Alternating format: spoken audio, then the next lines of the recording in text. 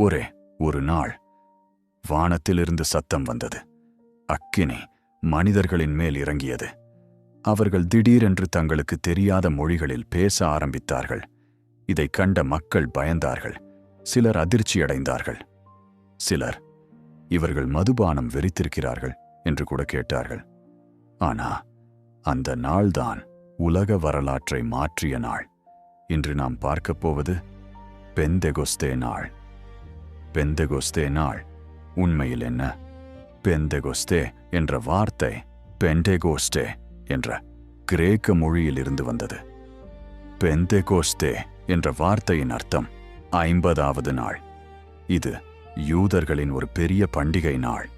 முதற்பலனின் பண்டிகை என்றும் வாரங்களின் பண்டிகை என்றும் இது அழைக்கப்படுகிறது. பஸ்கா பண்டிகைக்கு பிறகு 50 நாட்கள் கழித்து எருசலேமில் மக்கள் கூடுவார்கள். அந்த நாளில் உலகத்தின் பல நாடுகளிலிருந்து ஆயிரக்கணக்கான மக்கள் வந்திருந்தார்கள். ஆனால் அவர்களுக்கு தெரியாது அந்த நாளில் அசாதாரணமான ஒன்று நடக்கப் போகிறது என்று. இயேசு உயிர்த்தெழுந்த பிறகு தம்முடைய சீஷர்களிடம் ஒரு கட்டளை கொடுத்தார். எருசலேமில் காத்திருங்கள், பரிசுத்த ஆவி வரப்போகிறார். அதனால் சீஷர்கள் ஒரு மேல் வீட்டு அறையில் ஜெபித்துக் கொண்டிருந்தார்கள். அவர்கள் சுமார் 120 பேர் இருந்தார்கள். அப்பொழுது திடீரென்று வானத்திலிருந்து பலத்த காற்று அடிப்பது போல ஒரு பெரிய சத்தம் வந்தது. அந்த அறை முழுவதும் அதிர்ந்தது. பிறகு அக்கினி நாவுகள் போல ஒன்று தோன்றி ஒவ்வொருவரின் மேலும் வந்தமர்ந்தது. அவர்கள் அனைவரும் பரிசுத்த ஆவியால் நிரப்பப்பட்டார்கள். அதற்கு பிறகு நடந்தது இன்னும் அதிர்ச்சி. அவர்கள் தாங்கள் கற்றுக்கொள்ளாத மொழிகளில் பேச ஆரம்பித்தார்கள்.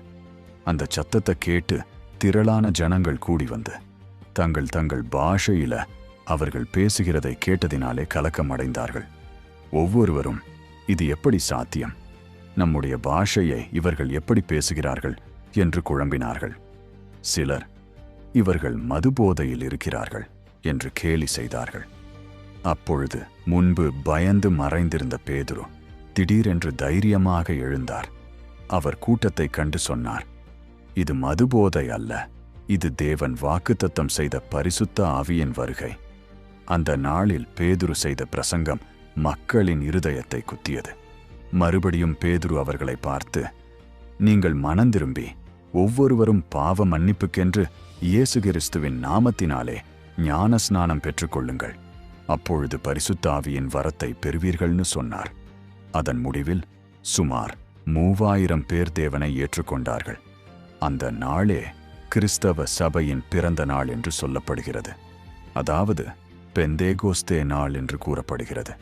ஆனால் ஒரு பெரிய கேள்வி இன்னும் இருக்கிறது. பெந்தேகோஸ்தே நாளில் இறங்கிய அந்த பரிசுத்த ஆவி இன்றும் செயல்படுகிறாரா? வேதாகமத்தில் நடந்த அற்புதங்கள் இப்போதும் நடக்கிறதா? உங்க கருத்தை கமெண்ட் பண்ணுங்க. இந்த வீடியோ பிடித்திருந்தால் லைக் பண்ணுங்க. இன்னும் இப்படிப்பட்ட மர்மமான வேதாகம விளாக்களுக்காக சப்ஸ்கிரைப் பண்ண மறக்காதீங்க.